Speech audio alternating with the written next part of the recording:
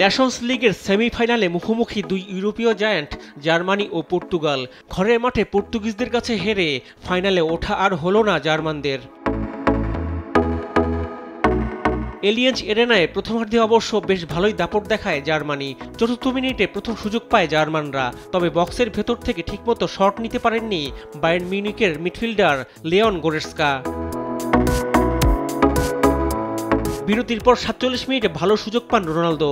Nuno মেন্ডেসের পাসে ঠিকমতো পা ছোঁয়াতে পারেননি তিনি। পরের মিনিটেই ঘরের মাঠের সমর্থকদের উচ্ছ্বাসে ভাসিয়ে এগিয়ে যায় জার্মানি। জাতীয় দলের হয়ে শততম ম্যাচ খেলতে নামা জোশুয়া কিমিখের বাড়িয়ে দেওয়া ক্রস থেকে হেড দিয়ে বল জালে পাঠান ভির্টস। তবে এই লিড বেশিক্ষণ ধরে রাখতে পারেনি জার্মানরা।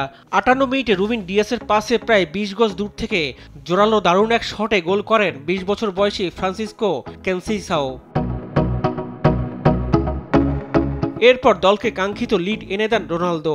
৬৮ মিনিটে বাঁ দিক থেকে মেন্ডেসের পাস ৬ গজ বক্সের বাইরে থেকে শটে ফাঁকা জালে পাঠান তিনি। আন্তর্জাতিক ফুটবলে এটি রোনালদোর ১৩৭তম গোল। ৮৯ মিনিটের দুর্দান্ত ডাবল সেভে জার্মানির আশা জিয়ে রাখেন টার স্টেগান। দিয়েগো জোতার শট ঠেকানোর পর কেনসিসাওর প্রচেষ্টা রুখে দেন বার্সেলোনা গোলরক্ষক। শেষ পর্যন্ত ২-১ গোলের জয় দিয়ে ফাইনাল নিশ্চিত করে পর্তুগাল। রিফাত আঞ্জুম, দেশ টিভি, স্পোর্টস ডেস্ক।